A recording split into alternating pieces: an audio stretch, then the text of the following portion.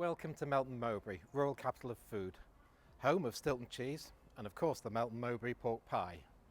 My name's Matthew O'Callaghan and I'm chairman of the Melton Mowbray Food Partnership, and I want to take you on a short tour of Melton Mowbray and talk a little bit about its history and of course its connections with food.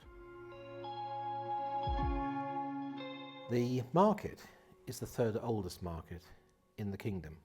A busy market, lots of communities feeding into the market, offering both grain, vegetables and animals.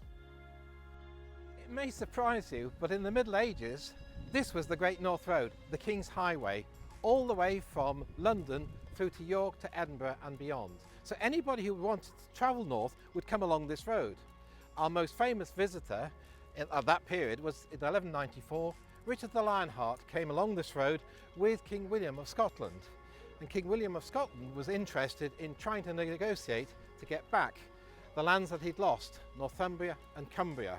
Unfortunately, he didn't succeed, and those two counties have remained part of England ever since. The church was started in 1170 and finished only just before the Reformation in 1530.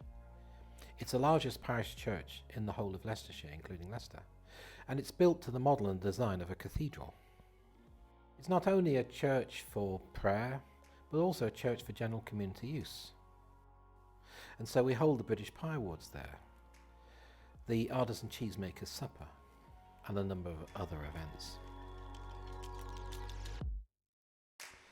Leading up to the church is probably Melton's oldest street, Church Street.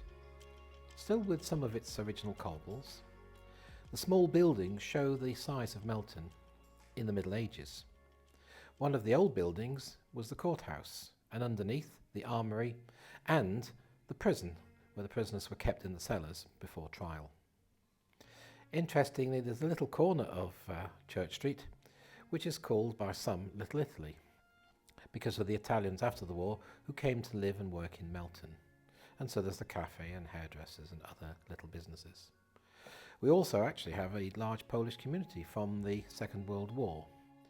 A consequence of the Reformation was the confiscation of all church property.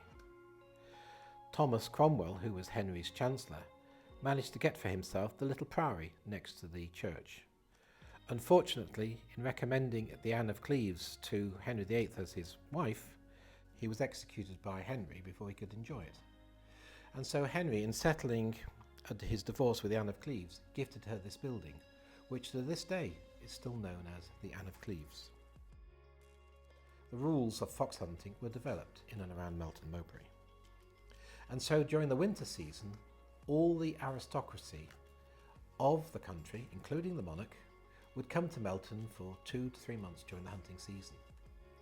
Each would have their own little hunting lodge, or the box as they would call it. On one day in 1837, the Irish 3rd Marquess of Waterford was visiting Melton.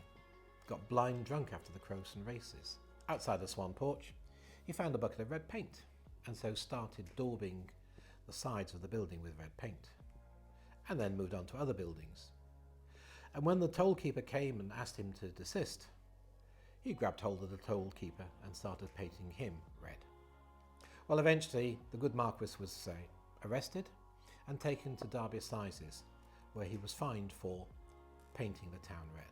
The name of Melton Mowbray is synonymous with that of the pork pie, and this has its origins in hunting. The stable lads would make pasties, and so they developed a recipe which was using hot watercress pastry, which makes a much firmer base for a pie. The Melton Mowbray pork pie connection with Stilton is that the pigs for the pies were actually fed on the way of Stilton cheese. Now, the cheese developed in the 1700s, originally a cream cheese, which eventually turned blue. And it was an enterprising lady, Mrs. Paulette, in about the 1745, who standardised the production of the cheese using mould from previous batches to blue the cheese. She wasn't content in selling the cheese just in Melton and Leicester markets. She sold it further afield to the towns along the Great North Road, including Stilton. The livestock market also hosted one of the first farmers' markets in the country, of such interest that Prince Charles came to visit it in 2001. The Of course, the town has now grown around the livestock market, and it's remained as one of the few livestock markets in a town centre and the largest in the country. Melton Mowbray isn't just about food, it's also about recreation, and it's also about animals. We have the Defence Animal Centre on the edge of town where the Queen's horses are kept during the summer months. And we also host a number of festivals, 5 food festivals: cheese, pies, chocolate, food festival and a spirits festival. Given our passion for food and our hospitality, it's no wonder that people often say that nobody ever leaves Melton Mowbray